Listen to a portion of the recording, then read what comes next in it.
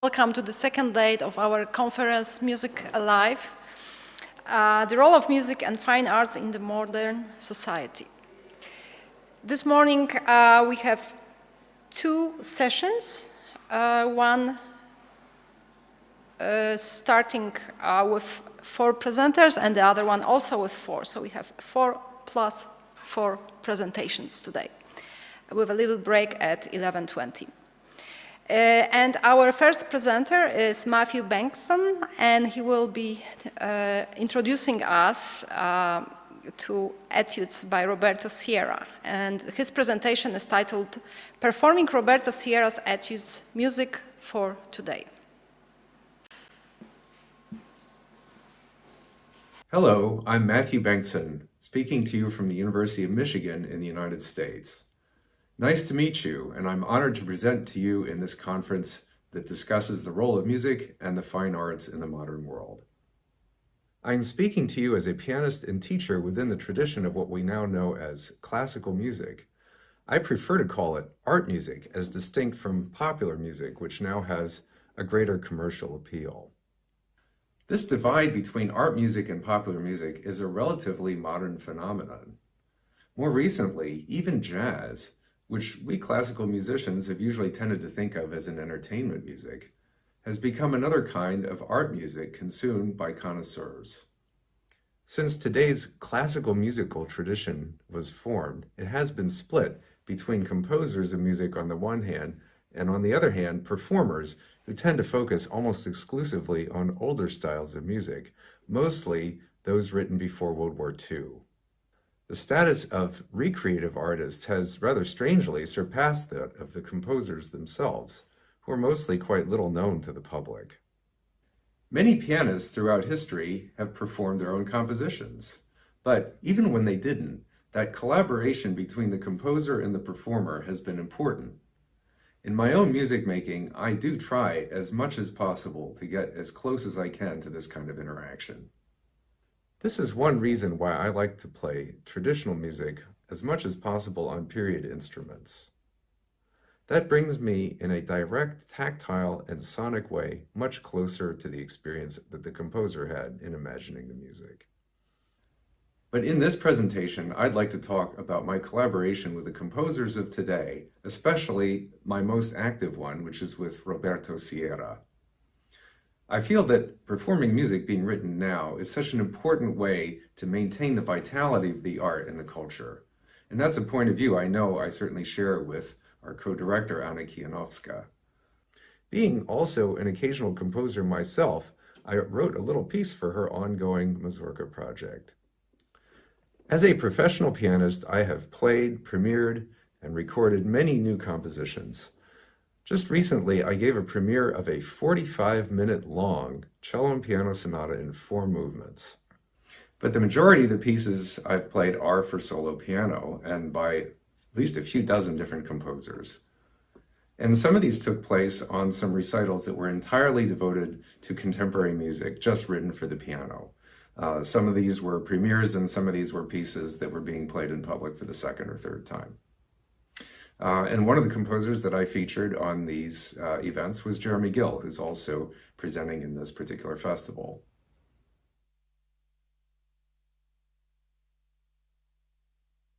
My collaborations with Roberto Sierra began as a cello and piano collaboration with John Haynes Eitzen, cellist.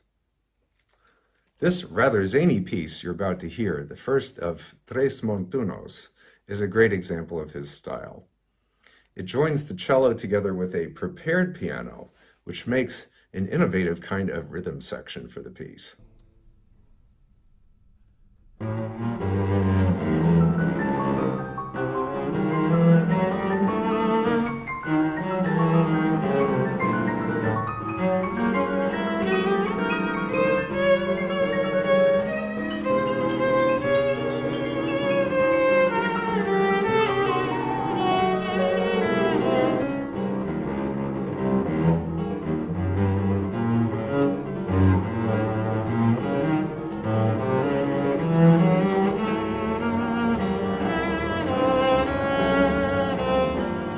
recording session for that last piece is something I can never forget.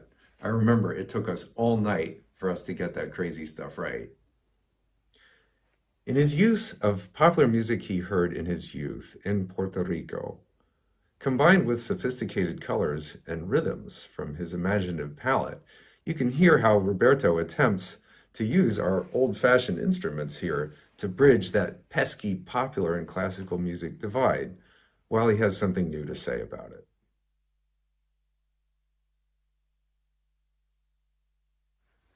Now, if I may, I'd really like to brag to you about this album. It was created in the fall of 2021, just in the beginning of the détente after the late days of the COVID pandemic lockdowns.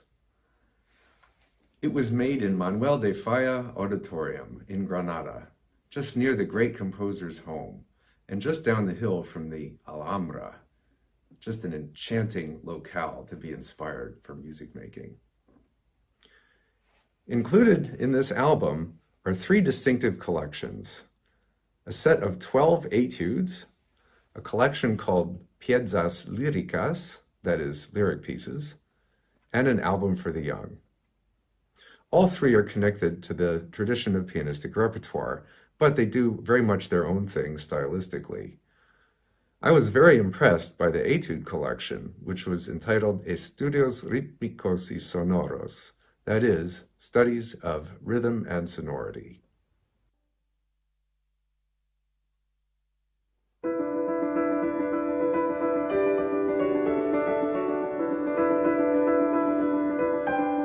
El piano me ha acompañado durante toda mi carrera musical, pero ha sido solo en las últimas décadas que yo he decidido componer para el instrumento. Y así surgen estas 3 obras grabadas maravillosamente por Matthew Benston para el sello IBS.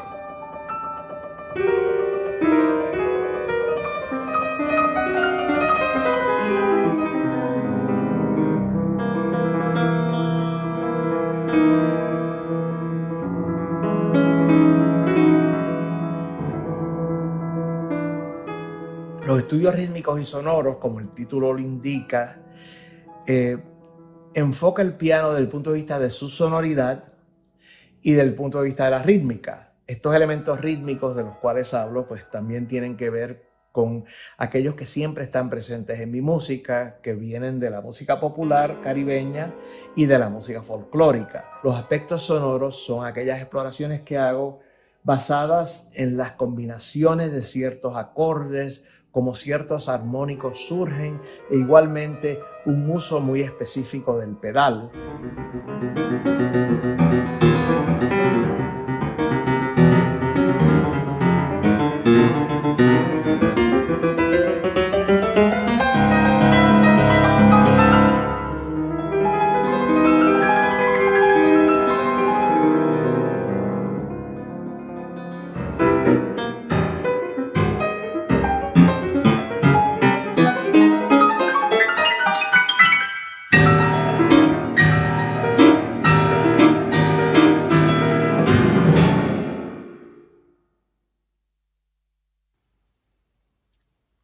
So I'm going to highlight a few of these estudios here to give you the idea of the style. This CD got a lot of rave reviews and won a Melomano de Oro award, which is the gold award from the main music review periodical in Spain. These estudios were labeled as instant classics, and they were also called the next set of studies to be surmounted by serious pianists. I was gratified to see how the reviews captured the feeling I had about the music, so I felt that recording and playing these pieces was a fine way to make a meaningful contribution to the musical culture of today. Regarding studies of rhythm, we can begin with the very opening of the first one, which is a nasty test of polyrhythms.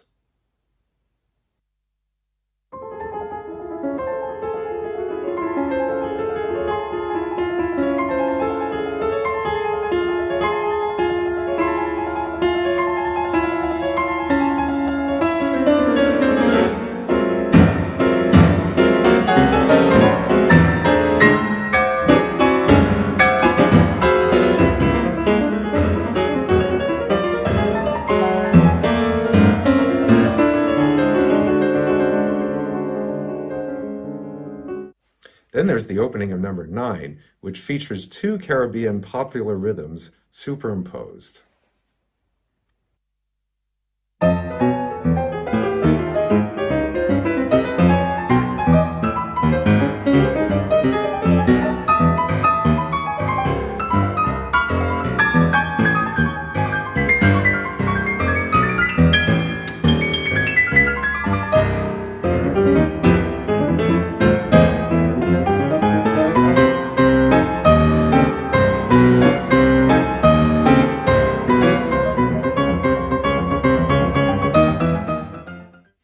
Exploration of sonority in this set serves as an effective contrast and a foil to the energetic rhythms.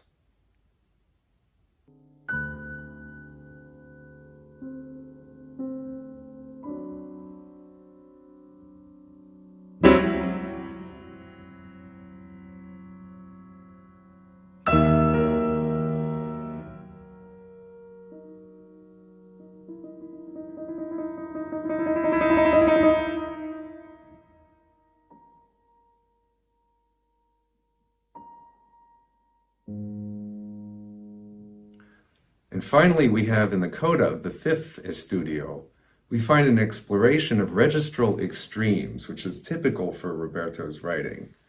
He combines here a jazzy hocket-like rhythm in the left hand with a sonorous landscape, which creates a wonderfully strange and evocative combination.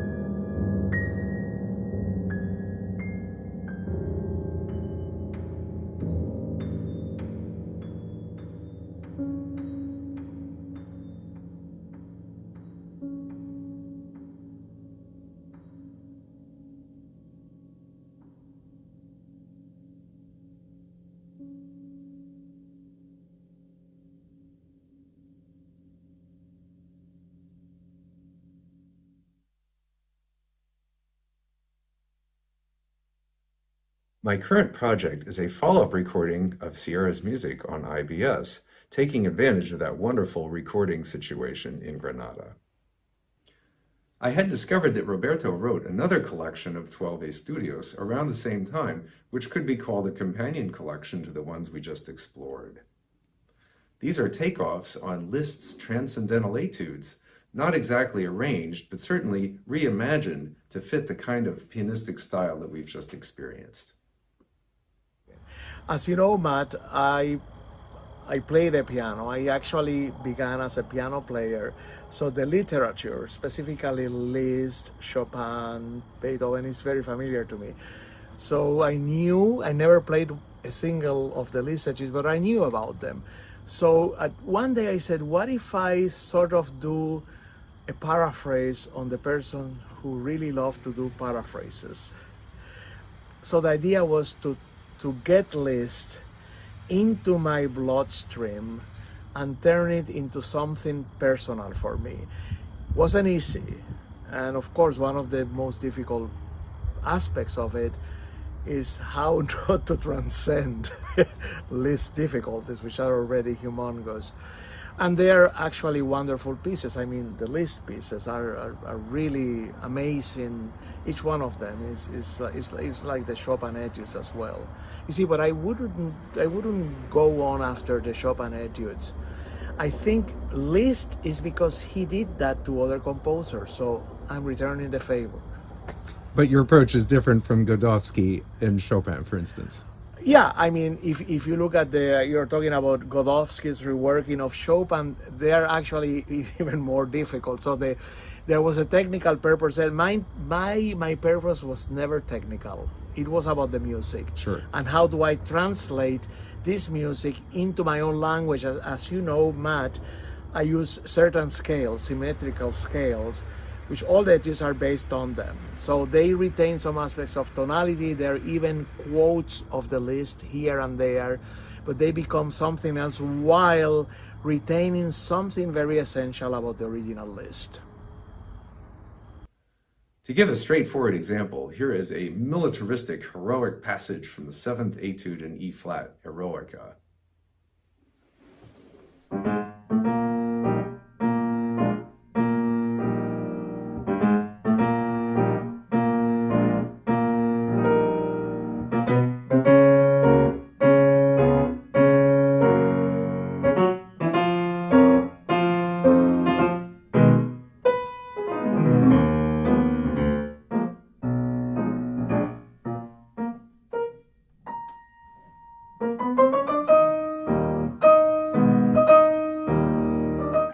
So in his Estudio number 7, Roberto works with this idea playfully, inserting interruptions of Latin jazz.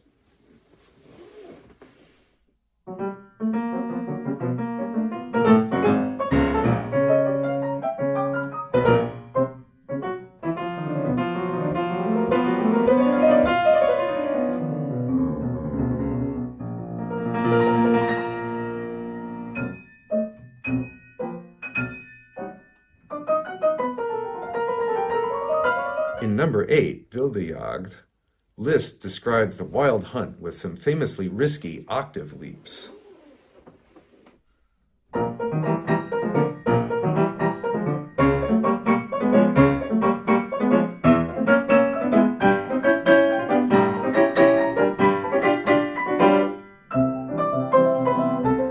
Of course, Roberto twists that idea into his own style by modifying the rhythm, making it irregular.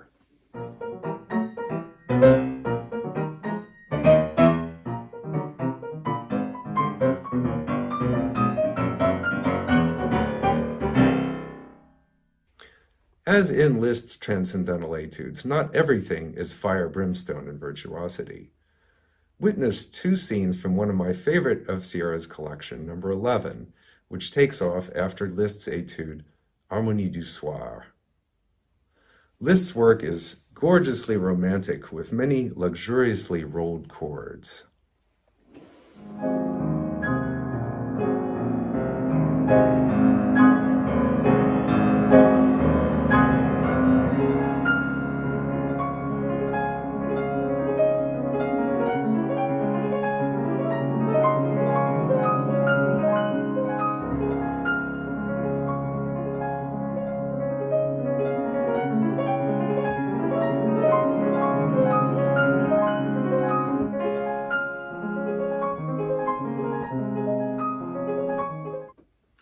Sierra begins his night music with the enticing atmosphere of a flamenco scene.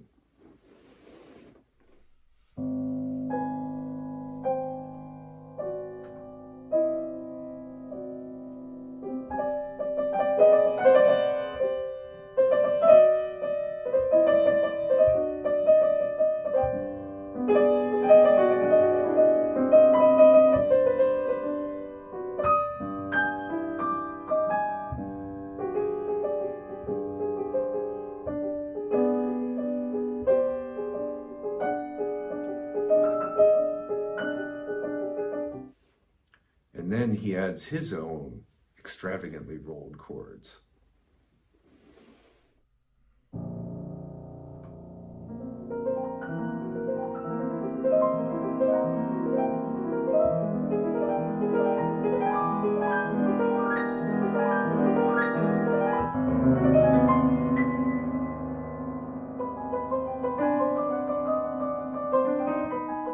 Everything ends with a gorgeously peaceful atmosphere.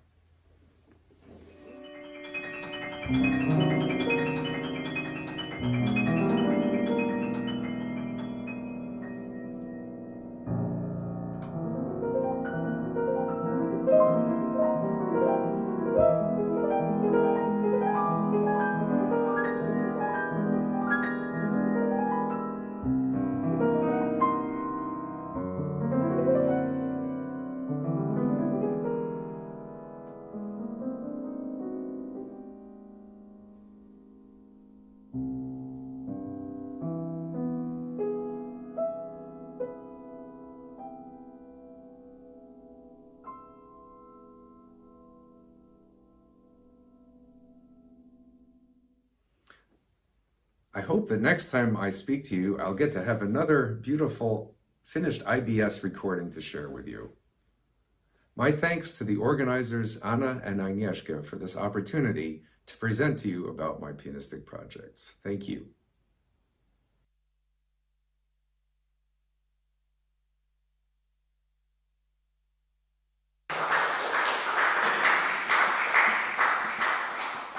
Thank you, Matthew, for your wonderful presentation. We truly enjoyed it. Our next presenter will give us a lecture about teaching students with dyslexia, and she's connecting with us from University of Southern California. Oh, I'm sorry, Southern Carolina. Excuse me.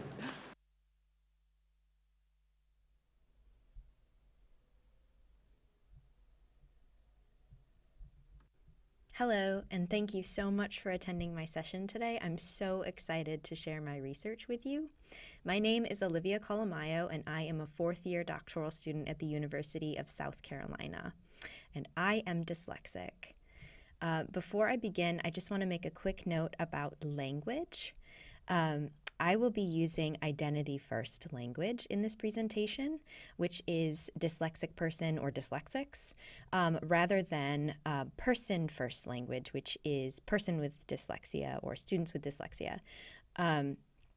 Predominantly, that is the language that is more consistent with my research and my own personal views, as I do not exist outside of my dyslexia, so I am a dyslexic person. I'm not a person with dyslexia. I can't just put it down and walk away from it. So that is the language I'll be using in this presentation. So let's dive in. Dyslexia is the most common learning disability in the United States, affecting approximately 20% of the population, but it is not by any means unique to the United States or even to the English language. Accounts of dyslexia exist all over the world, even countries that use logographic languages, such as Chinese, Korean, etc. Its prevalence is consistent across cultures and ethnicities. In the Diagnostic and Statistical Manual for Disorders 5th edition text revision, or DSM-5-TR, dyslexia is coded as specific learning disorder with impairment in reading. Similarly, in the recently released 11th edition of the International Classification for Diseases, or ICD-11, published by the World Health Organization, dyslexia is included under the definition developmental learning disorder with impairment in reading. The International Dyslexia Association defines dyslexia as follows. Dyslexia is a specific learning disability that is neurobiological in origin. It is characterized by difficulties with accurate and/or fluent word recognition, and by poor spelling and decoding abilities. These difficulties typically result from a deficit in the phonological component of language that is often unexpected in relation to other cognitive abilities and the provision of effective classroom instruction. Secondary consequences may include problems in reading comprehension and reduced reading experience that can impede growth of vocabulary and background knowledge. As Dr. Shaywitz, the founder of the Yale Center for Dyslexia and Creativity and the leading expert on dyslexia, explains, this trouble with accuracy and fluency of decoding and reading also leads to issues with prosody, which is the patterns of stress and intonation of language, or the musical side of language, if you will. This picture of a horizontal cross-section of two brains is from the second edition of Overcoming Dyslexia, the seminal book on dyslexia by Dr. Sally Shaywitz. It shows a comparison of the non-dyslexic and the dyslexic brains while reading, as observed under fMRI technology. When a non-dyslexic reads, mostly the neural systems in the left temporal lobe, i.e. Broca's area, and in the occipital lobe, back left, are activated. These are the communication and language centers of the brain. The dyslexic reader, however, activates neural systems on the right hemisphere, as well as systems mainly in the front left temporal lobe, again, Broca's area. In the book, The Dyslexic Advantage, Brock and Fernet-Eid discuss this difference in brain usage. They essentially explain that dyslexic readers compensate with the right hemisphere of their brain and create a highly detailed image of whatever they are reading. Recently, I had a student describe reading to me as vivid as watching a movie for her. Dyslexics have some incredible natural strengths. Note, not every dyslexic will exhibit every strength, but most have at least several. Visual spatial reasoning, the ability to visualize in 3D. Big picture thinking, that is, the ability to see patterns of similarity, dissimilarity, or cause and effect. Profound reading comprehension, resulting from the dyslexic reading we discussed earlier. A deep understanding of practical principles. Dyslexics need to know the why behind the rule.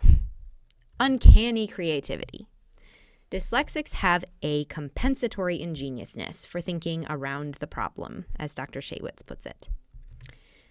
Sometimes dyslexics display mixed-handedness, which means they can perform some activities with the right hand and others with the left hand. My sister is right-handed when she writes, but she knits and swings a baseball bat with her left hand. Resilience. This could also be called intrinsic motivation. It is a phenomenon of many dyslexics that they never give up, as Sheila Oglethorpe puts it. Many people are surprised to learn that dyslexia affects music study. Students with dyslexia can struggle with many things, including, but not limited to, rhythm, especially tied rhythms, syncopation, rests, tuplets, and mixed meter, due to issues with prosody.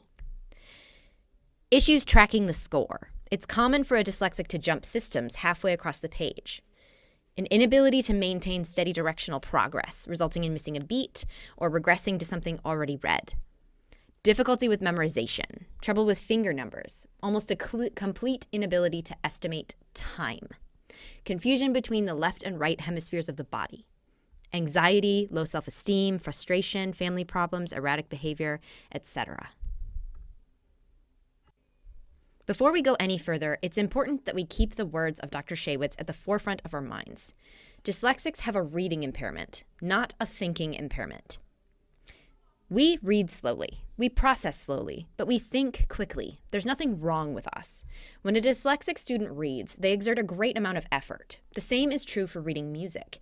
Unfortunately, a question I'm asked quite frequently is, so do we just not teach them to read?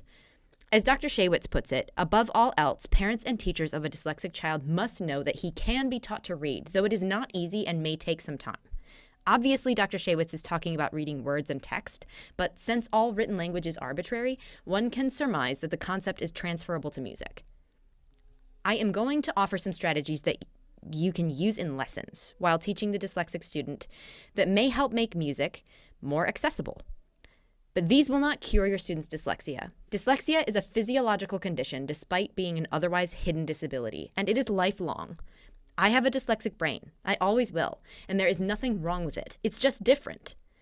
Please be wary of anyone who offers methods for fixing or curing your student's dyslexia. Generally, good accommodations follow the principles of universal design. What's more accessible for one student is more accessible for everyone. So you may hear some strategies and think, these might work for my neurotypical students as well. Great, that's the point.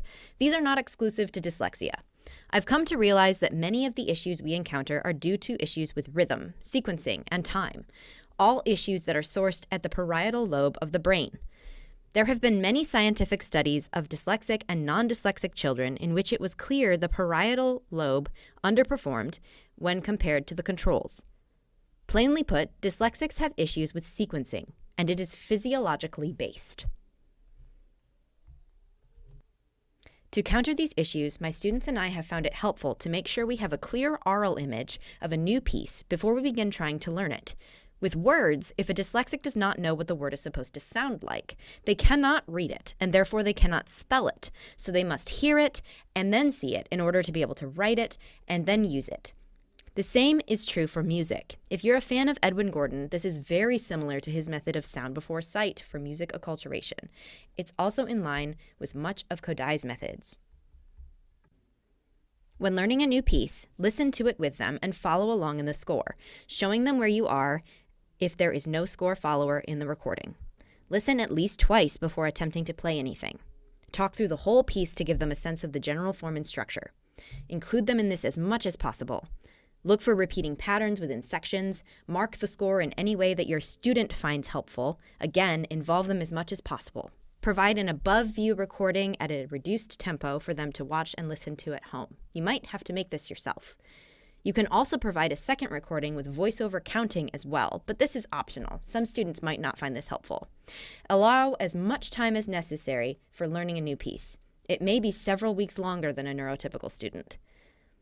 Let's watch a video of one of my dyslexic students learning a new piece in this way.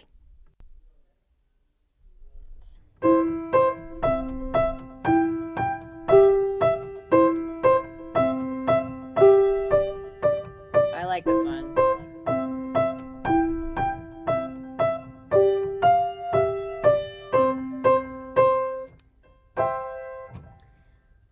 The shape that you're making with your hand, it's a C chord. I know that you C chords, like, it doesn't super matter. It's a triad. It's that triad shape, the skipping shape, right? Okay. Yep. That's the shape that you're playing for that top line, the whole top line, right? Right. Yep. Okay. Do you see that shape again in the piece? Yeah, 5 and 6. Yeah, it's exactly the same in 5 and 6. The only difference, let me get rid of this. The only difference in 5 and 6 is in your left hand, and it's here.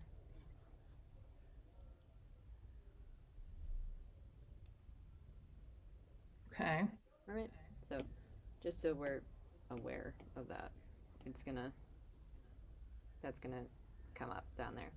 All right, but we'll look at that in a second. Okay, so same shape. That's gonna happen. All right.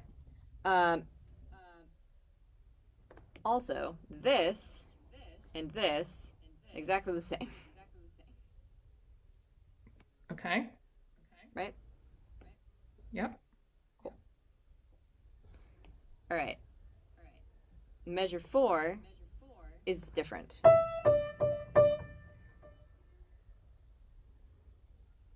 Okay. Just steps. E, D, D, D. Okay. All right. Now, measure 7. Let's look at measure 7. We've got a skip, and then it goes step, step. And then C, C, C. All right, let's try your right hand for the piece, the whole piece. Okay.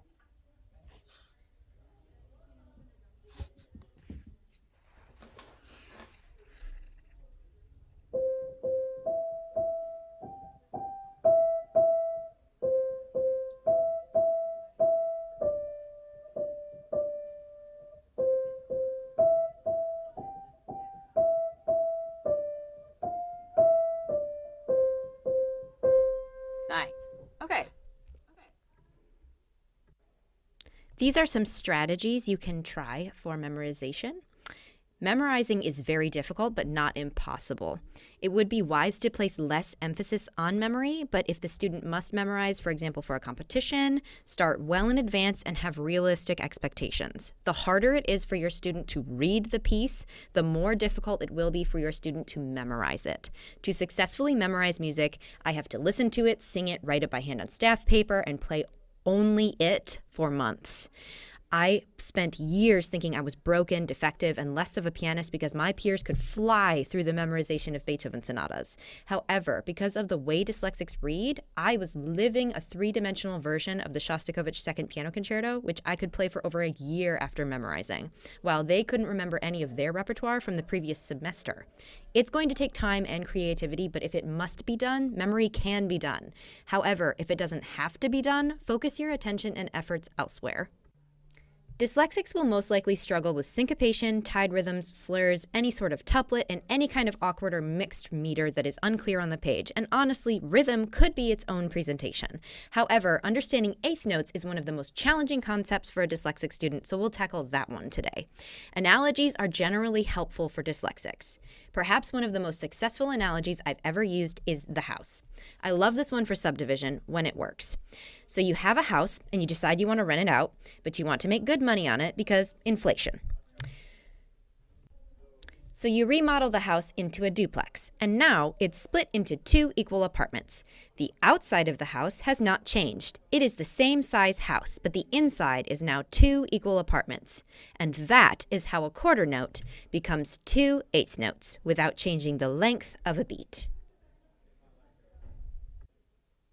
Adapting the score for reading will be one of the biggest advocates for your dyslexic students in your studio. First, try enlarging the score. For paper scores, it might be helpful to photocopy their music and enlarge it to 120 or 150% and turn the page sideways to landscape orientation. You can also explore digital scores with iPads or tablets, if your students have that technology and if you're interested in incorporating that type of thing into your studio. But make sure you set some very clear expectations and boundaries about the use of these things in your studio. Consider marking the beginning of your systems with a colored dot if skipping systems or skipping lines is an issue. I have found this quite helpful for me. Erasable colored pencils and erasable highlighters are your friend, and make sure that they are erasable because you want to be able to make changes. This is again where tablets and iPads have been very helpful because the changes are not permanent.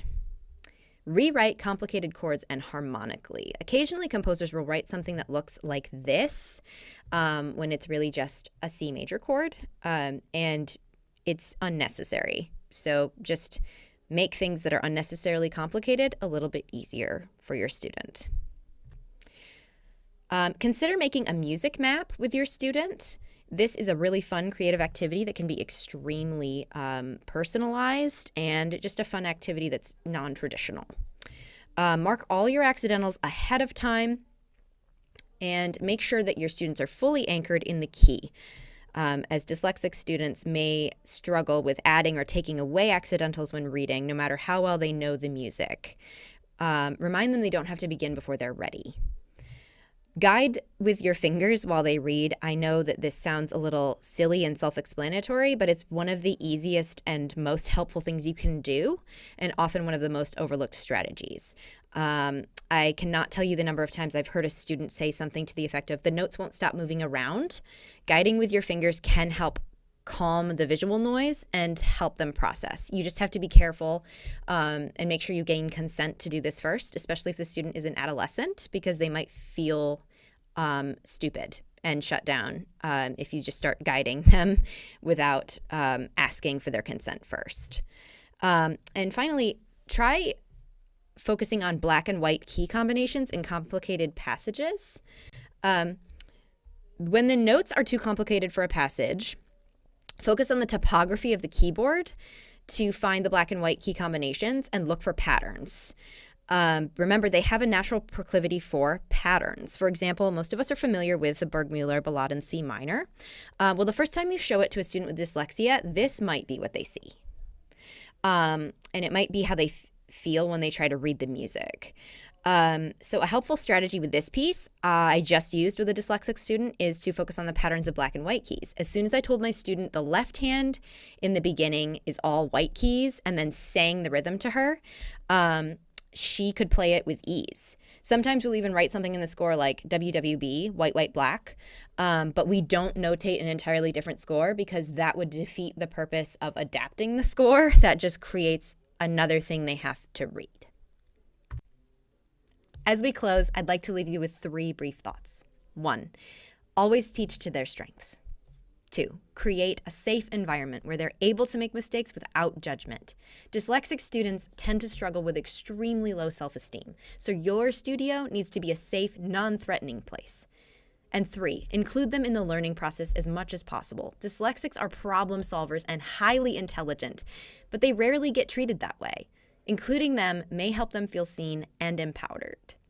Thank you so much for listening to my presentation today, and I hope I've given you some helpful tips that you can include in your teaching.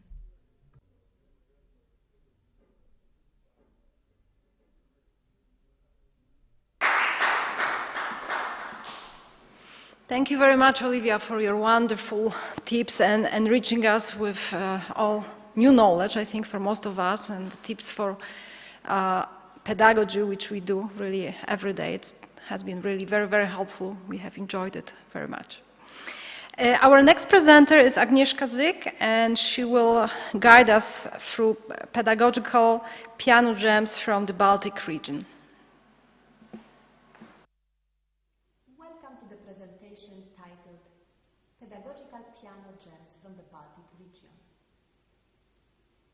Truly Renaissance individual, Nicolaus Constantinus Čiurlionis, composer, painter, writer, was born in 1875 in what is known today as southeastern Lithuania, but at the time Russian Empire territory.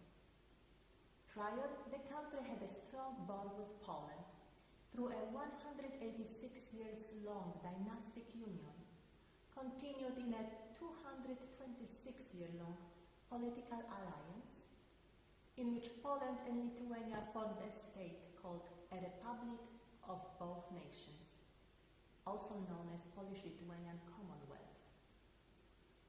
Although under the Russian Empire from 1795, the country's ties to Polish language and culture remained strong. Čiurlionis' first language was Polish, and he did not identify himself as Lithuanian until around 1905, the Russian Revolution. At that time, he embraced Lithuanian language and culture.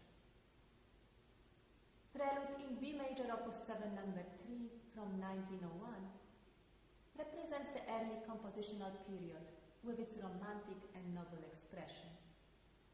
In later works, he turns to polyphony, where, I quote, "Constructive logic comes together with graceful fantasy, which often forms an impression of free improvisation." End of quote. In the dark and introspective B-flat major prelude, opus 15, number 2, composed in 1908, Čiurlionis is continuously searching for the home key of B-flat major, with an intriguing texture of three-part harmony. Eventually, the tonic key settles in the last chord. The searching soul finds peace and closure.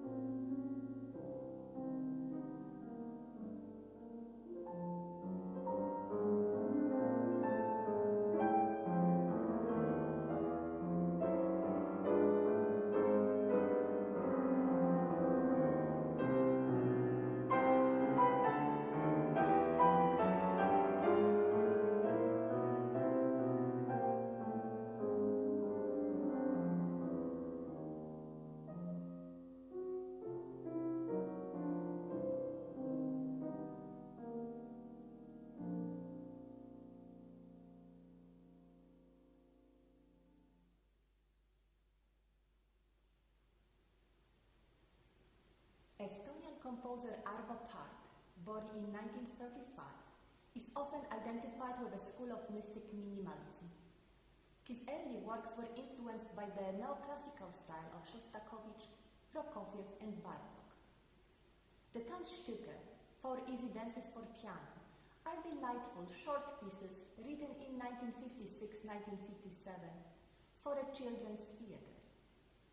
While the first 2 dances are based on folk tales by Brother Grimm, the third and fourth depict butterflies and ducklings, using simple yet charming and sonorous means.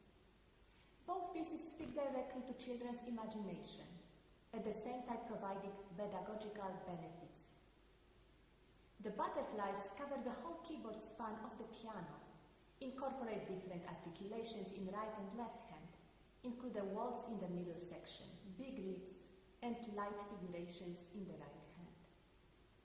To depict the swim of the ducklings, Pärt uses an arpeggiated cluster of 5 notes that requires rotation of the hand and thin fingertips. The piece is a great reference to an analogy of ducks swimming on the lake that I often use in my teaching. Playing the piano should look effortless on the surface, but the solid technical foundation underneath is needed to glide freely.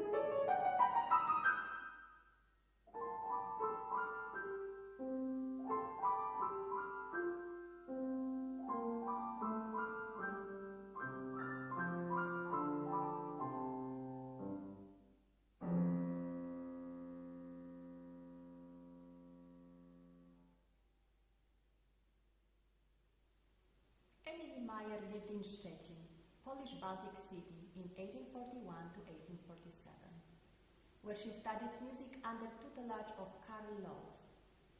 Thanks to Loewe, she was admitted to intellectual circles of Szczecin and performed and promoted her music before moving to Berlin. She wrote solo piano pieces, a vast amount of chamber music, and in genres such as symphonies, overtures, sonatas, opera, and piano concerto, that at that time were considered masculine forms. She devoted her life to music and was probably the first woman of the 19th century to be considered a full-time female composer. She was celebrated by her contemporaries as a female Beethoven. Mayer's D minor piano sonata was composed around 1860s, 1870s, and is a four-movement work. In the second movement, scherzo, minor mode refrains are juxtaposed with playful episode in major mode. The piece concludes with a choral-like coda that foreshadows a beautiful adagio.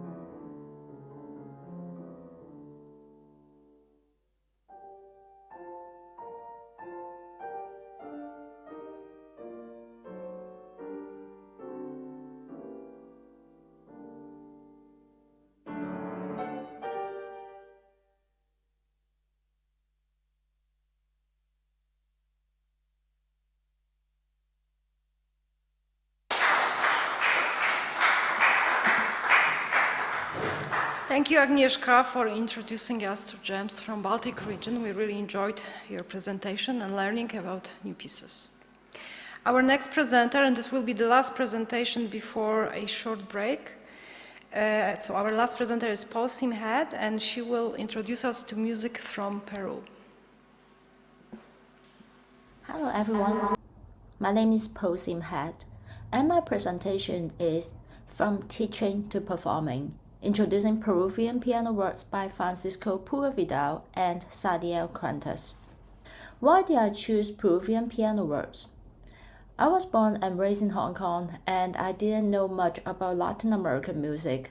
And when I started my doctorate study at the University of Kansas, and my teacher introduced me to a Peruvian work, and from there I started to be very interested about Peruvian music, and I did more research about it. So Peru is a very large country, and it is the third largest country in South America, and is bordered by 5 countries including Ecuador, Brazil, Colombia, Chile, and Bolivia. So it's a large country, and it has a very diverse geographical background, and such as it has the coast. A large part of Peru is surrounded by the Andean Mountains, and it has the desert. It also has the rainforest. So with these diverse geographical features, it has people from different parts of Peru. They have different celebration or they have different traditions. So they also have different style of music. To summarize, before that, it's also Peru has a very it also has the historical background that like there's the Hispanic culture, there's the Spanish culture, and there's also the different musical style from different parts of the world because of the immigration or because of the African slavery. To summarize the musical styles along the coast, Mariana, Tondero are some famous popular styles that people still play the music on the street today. And while on the Andean Mountains, people would use guano or use some folk music for their ritual celebration. And they also have like different type of dances, including the dancer, the guitarras. And then also with the Afro-Peruvian styles, that's also very important in Peruvian music today. There are a few musical characteristics that are common to most of its Peruvian folk music. One of them is the use of pentatonic scales. The pentatonic scales appear in many Peruvian religious and ritual music settings, and it had a symbolic meaning among the Inca people. It is believed that the regular use of pentatonic scales is because the range of traditional Peruvian flute instruments does not extend beyond the pentatonic scales. As a result, the pentatonic scales is found in many Peruvian art music. Peruvian flutes or panpipes, known as siku in Quechua and atara in Aymara, are often used in traditional folk music, and therefore many characteristics in folk music are associated with them, such as the simple harmony and parallel harmonization. This characteristic is derived from the flute ensemble in Peru, known as the Securi ensembles. Securi ensemble typically consists of 4 different sizes of flutes, ranging from soprano to bass, and usually the instrument play with simple harmony and double melodies in octaves or parallel thirds and fifths, forming a harmonic parallelism. The ensemble also play like interlockingly, meaning the ensemble divide into 2 groups and then they play notes like alternatively. Francisco Puga-Vidal was born on March 12, 1929 in a city located in central Peru. He was an influential composer belonging to the generation of 50, a term that represents the first wave of Peruvian musicians who participated in the European avant-garde movements. His music represents that period of the time that it blended the European compositional styles at the time, like the polytonality, polyrhythm, and some serialism, chromatic scales, while also blended it with the folk elements or the Peruvian musical styles that he grew up with. So like you are going to hear some of his works, so you will hear some of the music that it sounds very modern, while it also have that pentatonic scales in it. Also have the bitonality that it found a lot, is showcased a lot in folk music. Pura Vidal indeed was a very talented musician, and he gained recognition early on in his career, and he also won many prizes for his works. And when he passed away in 2012, a lot of his choral work and symphonic compositions are still performed today, but his piano works are less known. This September, I went to Peru to give a performance, and I played some of the works by Pura Vidal, and it touched me a lot. Was that his family member came to the performance, and this picture is a picture that I took with them, in addition to Sadiel Quintes, who was the founder of the festival. So in this picture, the far left was Sadiel Quintes, while the rest of them are Pura Vidal's family, including his ex-wife, and on the second to the left, and then the rest of them are his children.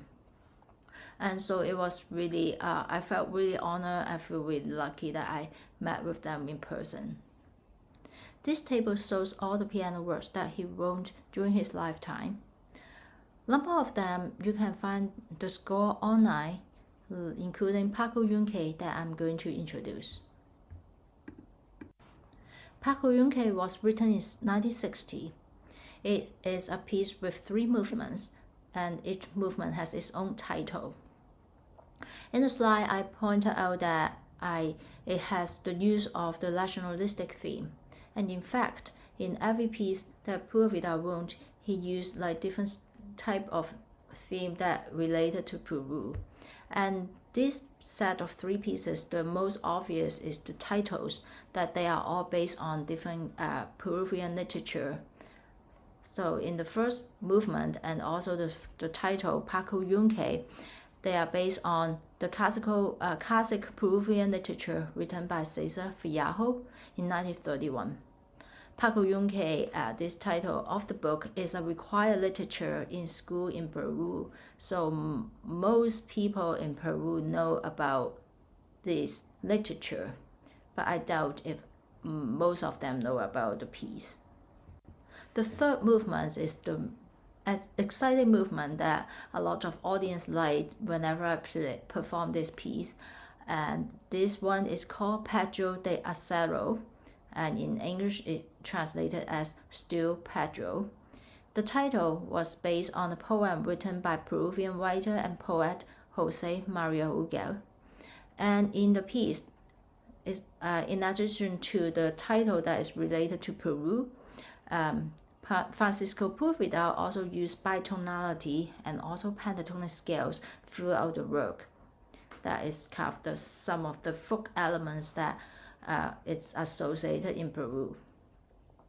And besides that, it is a piece that is fun to play for performer and for teacher. If you have students that's at the late or middle to late intermediate level, you can introduce this piece to them as well, because it is not a very difficult piece. While it has some fun elements, not just the folk elements, but also some glissando, some kind of the dancing, the driving rhythm that will excite students who learn this piece as well.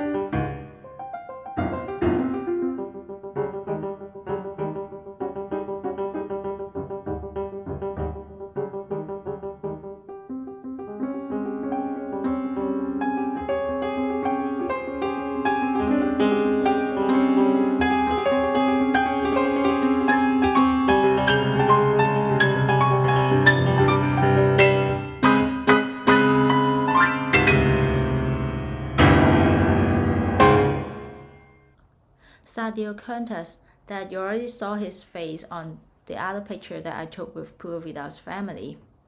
And he is a contemporary Peruvian composer who got awarded and commissioned of his work nationally.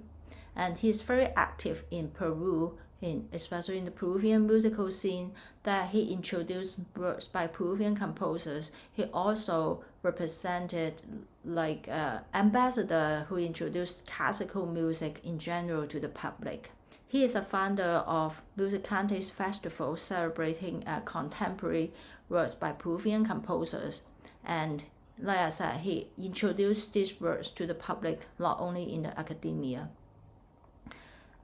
A lot of his work can be found in IMSOP. So people who are interested in Peruvian music can download his work for free.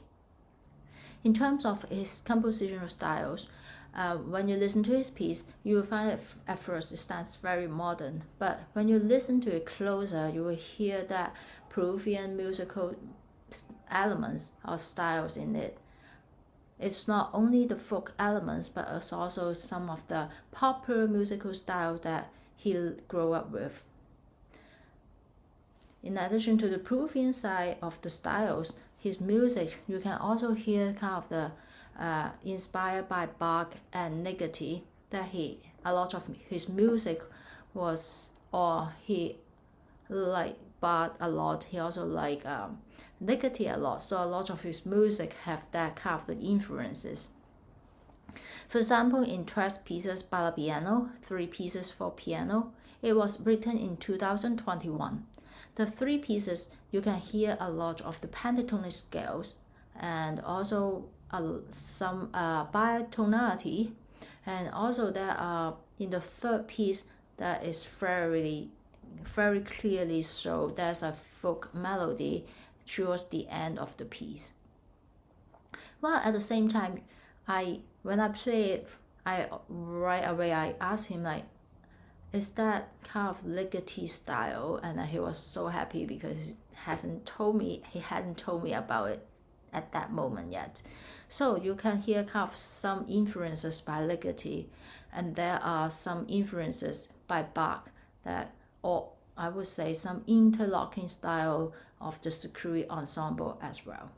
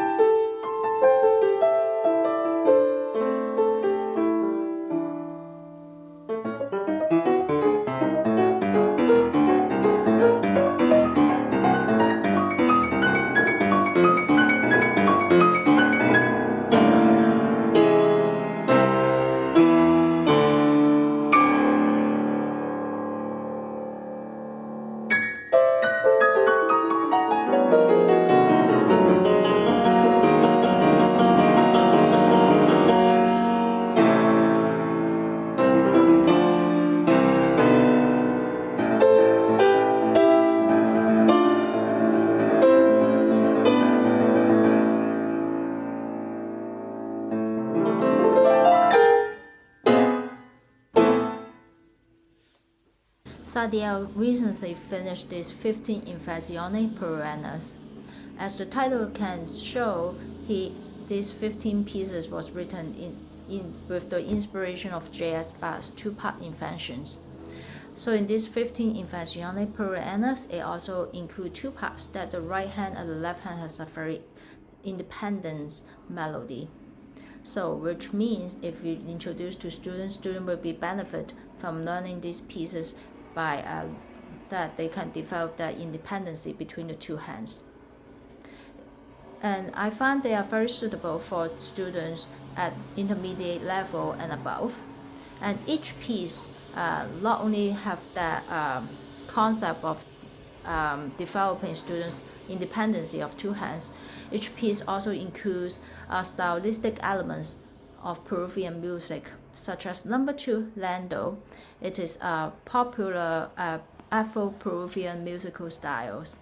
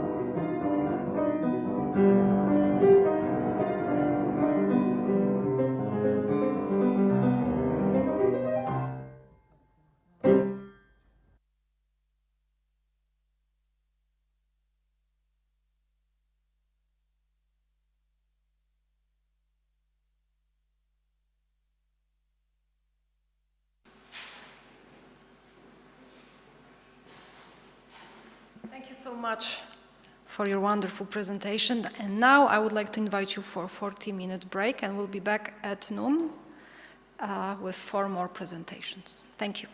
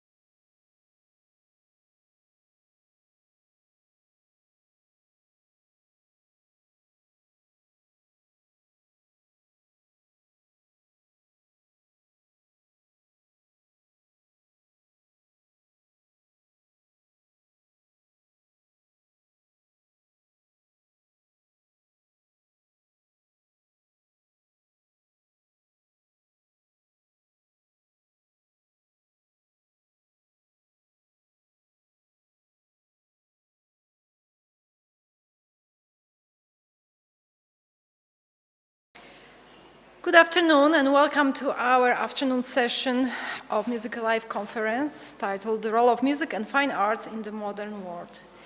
We have 4 presenters in our afternoon sessions and we are very much looking forward to our first presenter, Professor Sławomir Dobrzański, who will give a lecture on 7 Treasuries by William Grant Still, a forgotten suite of African-American piano miniatures.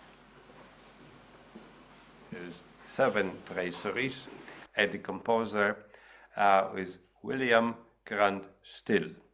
My name is Dr. Sławomir Dobrzański. I teach piano at Kansas State University in Manhattan, Kansas, in the United States. We have about 20 minutes, so we will proceed rather quickly. So this is the presentation mode. This is the title of our talk, and this is the composer, and we will briefly talk about his life. He was born in Mississippi in 1895, accidentally on my birthday too, so maybe that's why I like this composer. But if you notice 1895, that means that in 2025 we will celebrate the 130th anniversary of his birth. He died in December of 1978 in Los Angeles, California. He studied at a black college, African-American college, at Wilberforce University in Ohio, and later at Oberlin. Studied privately with very famous teachers, Edgar Varese and George Whitefield Chadwick. His second wife was a pianist, and she was a promoter of his music. Accidentally, when he married her, they had to actually go to Mexico to get married because she was white and he was black, and interracial marriage was illegal at that time in California. He served in the First World War, and then he settled in Harlem. In 1931, he became a rather known person. His symphony, known as Afro-American Symphony, was performed by Rochester Symphony Orchestra, the first symphonic work by a black composer ever performed in the United States. He moved to Los Angeles in 1934. He was the first black musician to conduct an American symphony orchestra, which was the Los Angeles Philharmonic. It took place at the Hollywood Bowl. In 1949, his opera about the Haitian Revolution was performed at New York City Opera, again, the first ever American and Afro-American opera performed by a major opera company. And then he was the first black American to conduct a symphony orchestra in the so-called Deep South down there. It was the New Orleans Symphony Orchestra. And even after his death, his opera, Bayou Legend, was the first Afro-American opera shown on national TV in the United States. He was a very celebrated composer. I don't hear his name much these days, I have to say, and I am surprised that, with all that is going on in the classical music, that we don't hear William Grant Still works performed more often. Now we have to quickly talk about traceries, because when I teach them, we always discuss what are traceries, and so this is the official meaning of the word here: the ornamental stone open work, typically in the upper part of a Gothic window. So we can see traceries in cathedrals and maybe Gothic houses or early Renaissance houses like Venetian Renaissance, so 15th century houses. Also delicate branching pattern can be called a tracery. Here are the titles. As you can see, the suite was published in 1939, and it might be the reason why it is not known, because the Second World War started in Europe first. The United States joined the war by the end of 1941, but still people's attention were somewhere else. These are the titles: Cloud Cradles, Mystic Pool, Muted Laughter, Out of the Silence, Woven Silver, Wailing Down, and A Bit of Wit. I gave approximate timings. You can see how charmingly short these pieces are. These are intended for a pianist with intermediate skill level. It is advanced, slightly advanced harmonic language. It is extended tonality with lots of accidentals and flats and sharps and big chords. The composer was not the pianist himself, but his wife, Vera Arvi, was a pianist, and clearly she inspired the way he wrote these pieces. From the pianist, what is required is imagination and keen attention to the instrument's coloristic possibilities. The pieces are very intimate, I think, and personal. According to his daughter, Judith Ann Still, the suite is a meditation of various aspects of the Absolute, or God. Also, the number 7 plays a special role, being a special number in numerology, such as 7 chakras in Hinduism or 7 sacraments and so on. Well, we can talk about individual pieces here, and I will now play a little bit. I don't play them all. I taught some of them, but all of them are extremely interesting, and I am going to actually learn them and perform the entire suite. So cloud cradles, clouds, since they're a source of water, they have a nurturing quality and represent the beginnings of life. There is a certain dancing quality of the music. We have lots of bitonality. For example, beginning is G flat major chord and D minor chord. Or we have G major and some kind of diminished chord. So the tempo is very graceful and light tempo, 684 per dotted quarter. Most of the music, because the topic are clouds, are notated. Most of the music is in the upper register.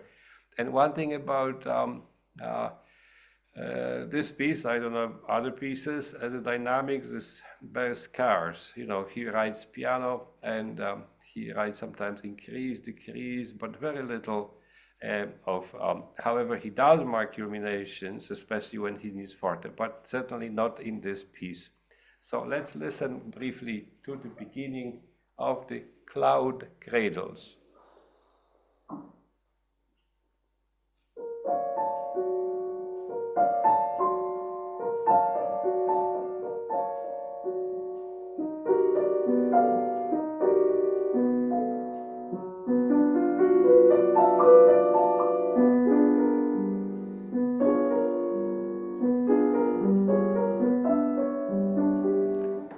And so on. It is a slightly dancing movement and very light and charming. The second movement of the suite is called the Mystic Pool, and of course the pools have a reflecting quality, pools of water, so they reflect the sky, and they also keep changing. So according to the light and the time of the day, we have a different perspective of everything. So that's why water and its reflecting quality has a mystical character, because it's basically mysterious character. One thing that he wrote is a triple pianissimo throughout and tempo marking delicately and very slow, 50 per quarter, which is slower than a second.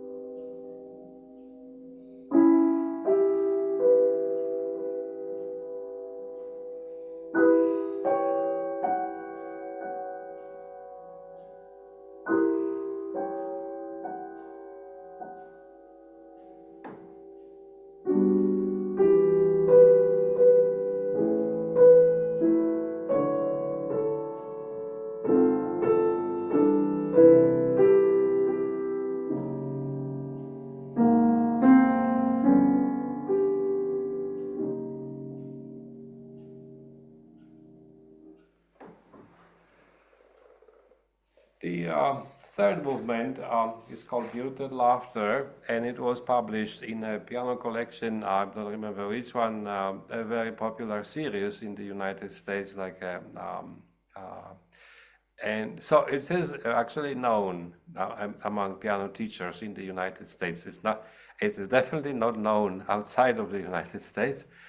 Well, it refers to humor, and God calls us to find happiness in the process of living. That's a quote from his daughter's description of the piece. Basically, the piece portrays frolicking nature spirits such as sprites, nymphs, etc. And this is the fastest piece in the collection or in the suite, and marked lightly. For a pianist, it's a study of hand position, major, minor chords on black keys, white keys, also in inversions, and sometimes leaps. So actually, it's not an easy piece technically, especially the leaps can be very stressful. I mean, they require good practice and a wise approach. It don't need to be difficult, but you have to be able to figure out how to practice them and how to get them ready.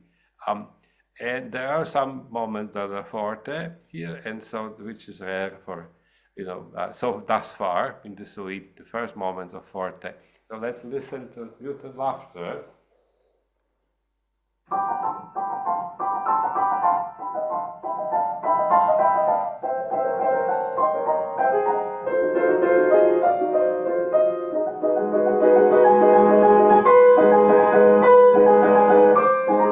So on. So the music is actually comparatively much more energetic. Out of silence, it's about the silence that we need in order to connect with God or connect with ourselves, right? God is the quiet power, the power that speaks to us only when we are peaceful inside. So that is the idea of this piece. Interestingly, the piece is written in piano throughout, not pianissimo, like we had so much pianissimo in the previous pieces. And there's a presence of a long legato chordal romantic phrase in the middle section. This piece is in N, in form ABA. Let me play the beginning, and it is really slow. It's 40 per quarter.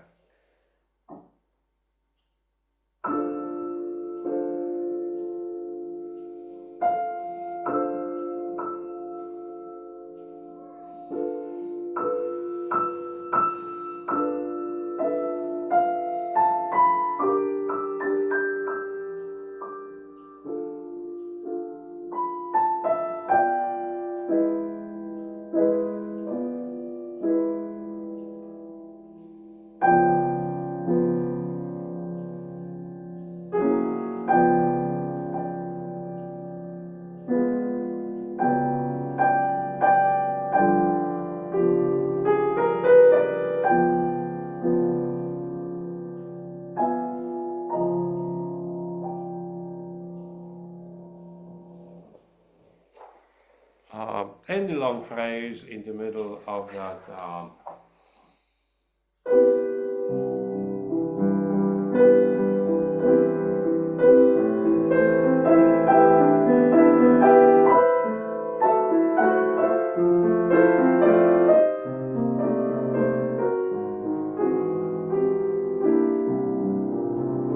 That phrase continues for almost an entire page.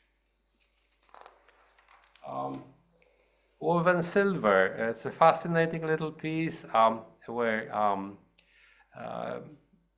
the woven light and sound create a dazzling beauty, and of course that's an aspect of God. God is beautiful, God is beauty. This piece is marked una corda throughout, which means the use of left pedal.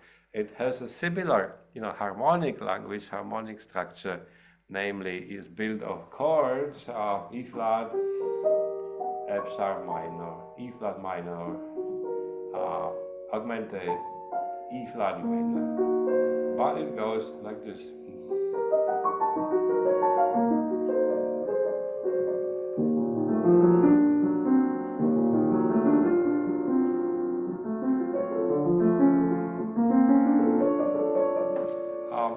It's kind of flowing and rather quick.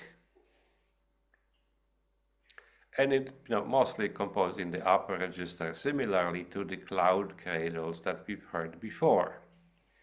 The most serious in terms of emotionally heavy is the wailing down, and of course his daughter writes in her description, this is the power of God, God as a ruler of the universe, and you can also think about it as the expression of the powerlessness and surrender of humans who live in pain, often live in pain and tragedy. It is definitely the most challenging movement and is the longest. It is full of complicated chords in the sense of they are very rich harmonically, very often chromatic, with lots of added flats and sharps, and it will take a long time to study them. Also, the piece has the largest distances between, the right-hand part and the left-hand part, and big leaps in very important fortissimo moments. Definitely the piece that will pose a challenge to a pianist with a smaller hand. And of course, this piece also contains two powerful culminations and the most dramatic passages in the suite. And in a sense, it plays the role of a saraband. Sarabands in the Baroque suite, they have the role of the very often slightly mournful, almost funereal, the ones in minor keys especially. Let's hear some of the wailing down.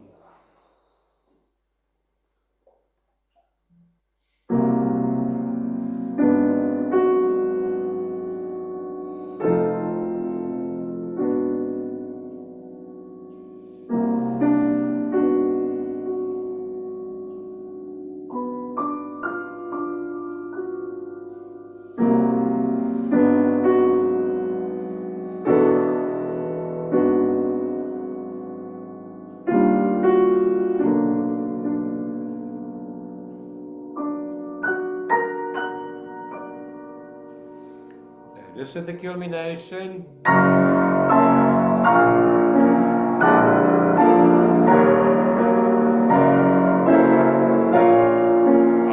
And it is challenging for many students. The last movement in the suite is called a bit of wit, and it kind of relaxes the tension and the drama that was produced by the wailing down, the previous movement. And it has a role of a jig, it is very light and we have the feeling of letting go of all the heavy energy of the previous piece. And again, he comes back to the idea of a loving smile and humor. And it is written basically without any chords, almost no chords in this piece. Everything is written in a single line, not everything, but about 85% of the piece, single line, 16 notes. And because 16 notes, which is not very common, lots of triplets and 8 notes in his music, it feels like it's running much quicker.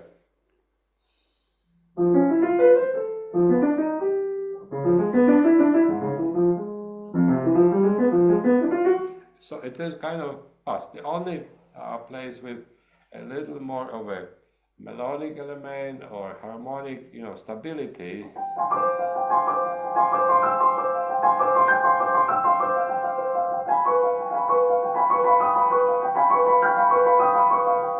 Is this kind of one, and which is actually sounds like a laughter. Someone is laughing from above, and us here. So anyway, it makes a very effective ending, even though it's very short. The very end is, he writes one measure of very loud notes, something like that, and that is the end. In a sense, his daughter in the introduction says that this is, in a way, all these pieces are description of the composer's personality also, his understanding of nature, and his understanding of human life, understanding of cosmos, understanding of the role of humor in, the enormous role of humor in helping us live our life, also the role of beauty in our daily lives, how important it is. Here, my final remarks are about piano miniature. We know that piano miniature played a tremendous role in the 19th century. People played at home. People played for themselves, not necessarily for other people. It was a tremendous source of personal joy and satisfaction. And maybe, unfortunately, that is going away. That process started with the invention of the radio and recording industry and then television. Many people, however, let's say if you think about people playing guitar, people still play guitar at home for fun, and we should definitely go back to the idea of playing these pieces for ourselves at home. Beyond the use of this music with the pedagogical purpose in mind, I think we should restore the amateur movement of playing the piano just for ourselves and for a group of friends. I also think that these pieces belong to the concert platform. If you think about it, this year we had an anniversary of Schoenberg, and every second pianist played Schoenberg's sechs kleine Klavierstücke, and how short they are. And it's not a problem to play such short pieces with so few notes for big audiences in big concert halls. So because these pieces here by William Grant Still are small, tiny, short, have few notes in them, it does not mean that they cannot be included in a major recital. Here, for those who are interested, I have a list of works, biographical works, from the website williamgrantstillmusic.com, which I recommend. Thank you so much for your attention. If you have any questions, please find me online and send me an email. Bye-bye.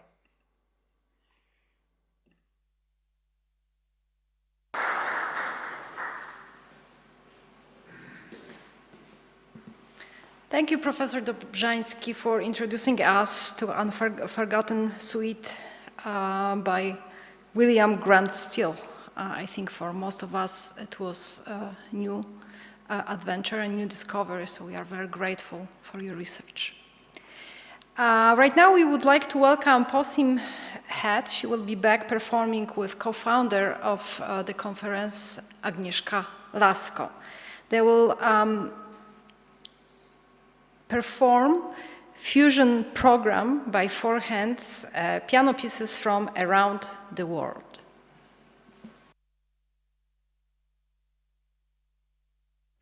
Hi there, welcome to our presentation. My name is Posim Head. My name is Agnieszka Lasko. Our presentation today is called Cultural Fusion, four hands piano pieces from around the world. Before we begin this presentation, I want to share with you a little bit about how we began our collaboration and friendship. Our collaboration began in 2020 after a virtual piano conference. At that time, I just started a YouTube channel providing resources about piano pedagogy, and I reached out to Agnieszka if she wanted to collaborate. And that's how our collaboration and friendship began.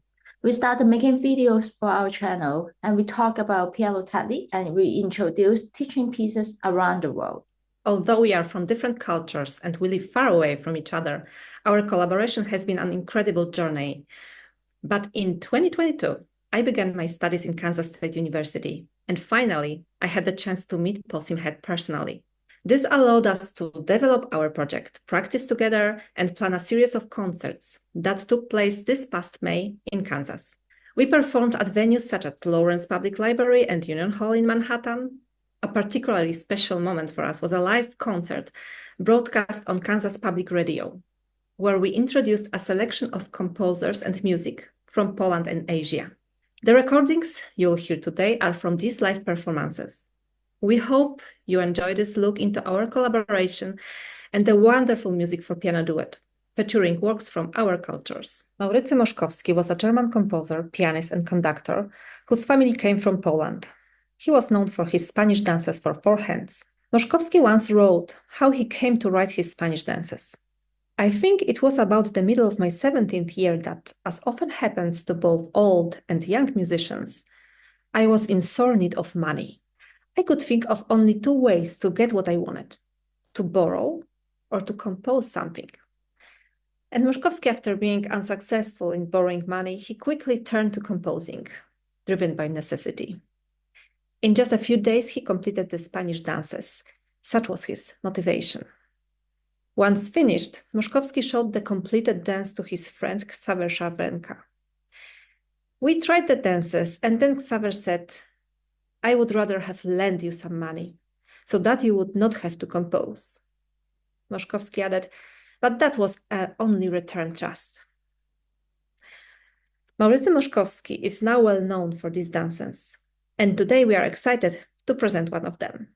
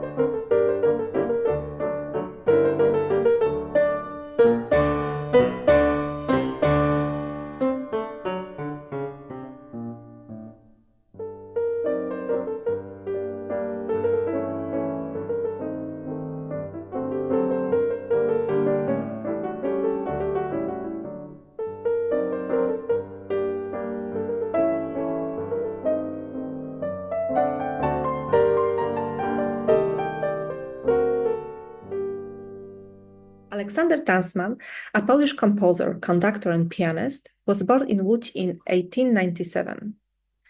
Tansman's life and career took him across many countries, including the United States and Paris, where he passed away in 1986. On a personal note, Łódź is the city where I lived before coming to the United States. It is also home to a music school where I work, which in 2006 chose Tansman as its patron. The daughters of the composer, Marianne Tansman-Martinosi and Mireille Tansman-Zanutini, were invited to this event, and I had the chance to meet them. A few years later, I had the honor of collaborating with Elżbieta Tyszecka to record the world premiere CD of Tansman Four Hands piano collections. Many of the Four Hands pieces were composed for his daughters. These pieces are beautiful works, but also serve as valuable pedagogical material. Today we will present a selection of pieces from Cinq Petites Pièces and Elle to know la TSF. The second collection, which refers to changing the radio station, takes listeners on a journey across different countries, as if tuning in to various international radio stations. It was especially interesting to perform this radio collection in Kansas Public Radio. Today, we will present Waltz and Polka from Cinq Petites Pièces, and then we will be tuning in to stations in Poland, the USA, and Italy, connecting different parts of the world through Tansman's music.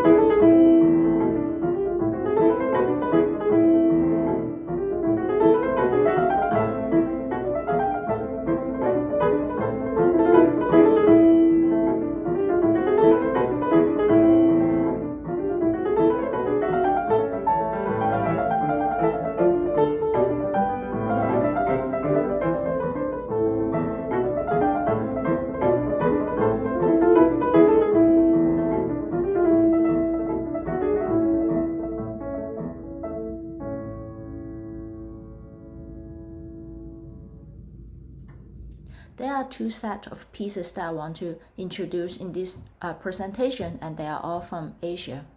The first set of three pieces is called Three Festive Pieces. And these three festive pieces are based on traditional songs and melody from China. And they are arranged by Julie Quart, a Hong Kong well-known pianist and a pedagogue who teaches at HKAPA, Hong Kong Academy of Performing Arts. And like I said, these three pieces are based on traditional songs and melodies, and I grew up listening to a lot of them, to all of them actually. And Golden Slate Dance was originally written for Chinese orchestra, and it was based on a folk tune. The second piece, The Joy of Spring, we hear it a lot, we play it a lot during the Chinese New Year, and it is originally a folk song called Sailing Dumplings. And Fanyong Flower Drums, again, is based on a folk song. So there are some fun features that I want to point out in these three pieces that she arranged, including some extended technique and also tapping on the piano, and then there's some clapping effect. So it's really fun to play.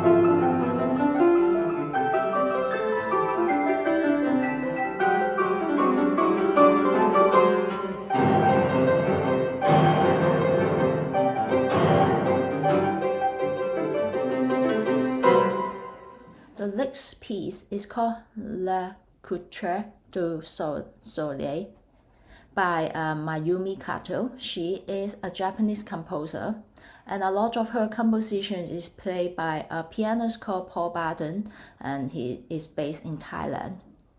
And her pieces has a lot of inspiration from the natures, from human emotions, and also from the dreams that she had that which inspire her compositions. And there's a lot of like Japanese kind of the languages in it too. So like this piece, you will hear the nostalgic feeling, and there's also a loose use of some Japanese mode of scales, kind of like the pentatonic scales, but it's called a yo scale in this case, in this piece, that has the scale 1, 2, 4, 5, 6. And she also used a lot of lateral minor.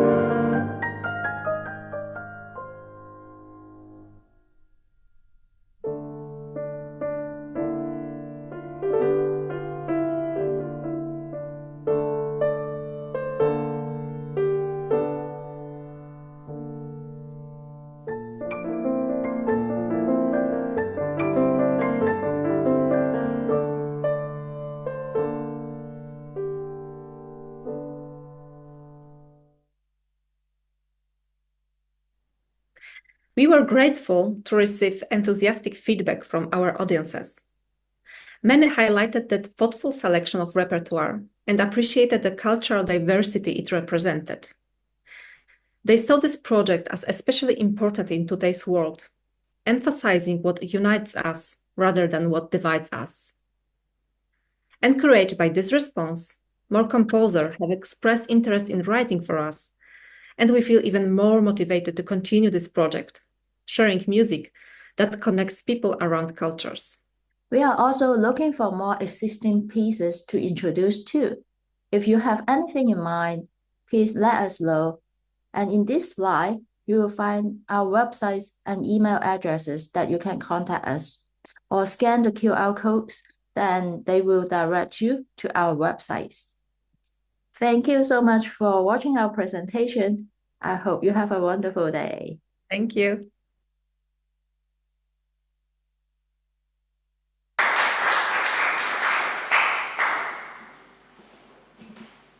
Thank you so much for your wonderful presentation. We really enjoyed it. It was truly a pleasure to find out and learn about new pieces for four hands from really around the world. It added a great diversity to our lectures and our knowledge about music. Our next performer, we are moving now to Colombia, and Christian Sanchez will give us a lecture on Colombian music and technical development. Hello, everybody. My name is Christian Restrepo, and I am very happy to be here sharing with you today my concerto for piano and chamber orchestra. Thank you.